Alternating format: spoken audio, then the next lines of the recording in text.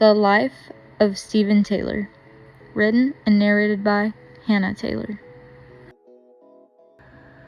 Steve, who I am lucky enough to call my dad, has lived a life filled with service.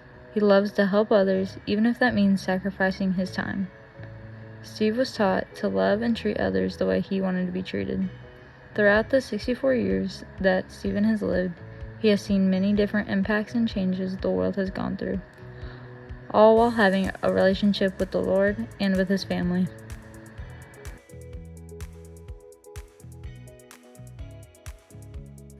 Steve was born in the Good Samaritan Hospital in Phoenix, Arizona on February 2, 1960, to his parents Roberta Wheeler and Anthony Taylor. Throughout his childhood, Steve moved between Arizona and Illinois. His first memory was visiting the Mesa Temple with his family when he was about 2 years old. Steve liked how his parents raised him growing up, but he said he would like to do some things differently. The most influential person to Steve as a child was his father, Anthony Ray.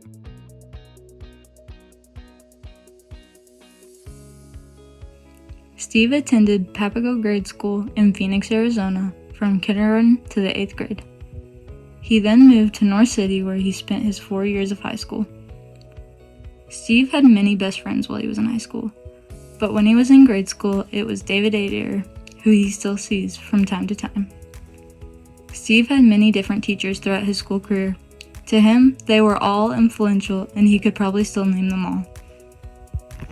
Something that would surprise many of the people he went to school with was how much he knew about the gospel of Jesus Christ. He also loved to play sports because he was just athletic, as he would say. Steve played many different sports, including baseball, basketball, football, and track and field. His favorite sport was football because he loved playing with his friends. He also really liked the track and field events where he earned himself some blue ribbons doing the high jump. What were some of your favorite memories from high school? I had this, one of my best friends was Brad Pierce, and we went deer hunting, and he shot a buck, but we had to take the truck and go track it down. So we were on this road, and he got ready to get out of the truck, and he grabbed his gun and it shot a hole in the floorboard of the truck, and it was going tss, and I told him, I said, "Get out of here, it's gonna blow." So we jump out and runs out in the field, and we wait a few minutes, and then we walk back to the truck, and he shot a hole through the floorboard, and it was his tire that was flat. To top things off, we were changing it, and his dad, this property was close to his grandpa's farm, and his dad come out there, and I'm like, oh no. Oh my gosh, that was pretty funny. Steve attended college for 5 to 6 months at Lincoln Trail in Robinson, Illinois, for a petroleum course. Steve went to college for this degree so he could work in the oil fields like his papa. Ultimately, Steve quit attending college to start a career back in Arizona for some time before moving back and marrying the love of his life. Steve's first job was when he was about 6 years old. He worked in his father's gas station.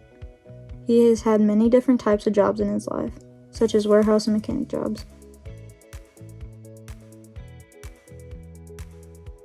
Steve first met his first and only wife, Diane, at a Christmas party of a mutual friend. After they met, they continued to see each other around town. My parents had their wedding on August 8th in 1981 in Diane's parents' backyard. Steve and Diane started having children in September of 1982.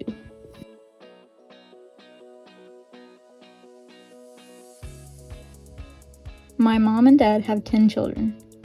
From oldest to youngest, it is Rachel, Joseph, Sarah, Noah, Seth, Anthony, Jacob, Ben, Spencer, and Hannah. To my dad, the word family means eternal, and it is also a way for everyone to work together as one big team. Describing himself as a parent, my dad would say he is a work in progress.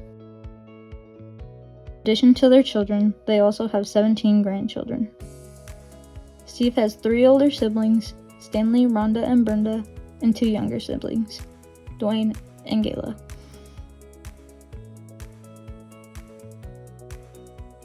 The biggest political event that Steve remembers is JFK's assassination. He remembers that it was the first time he saw a colored picture in the newspaper.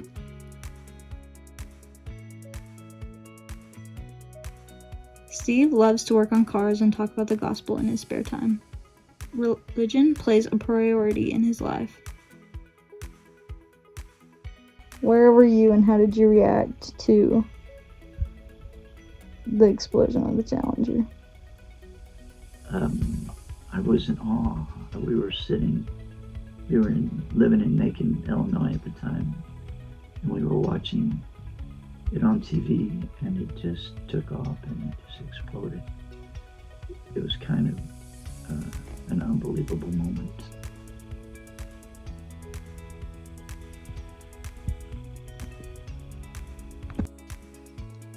Throughout Steve's life, there has barely been anybody who would not have a smile on their face when talking to him.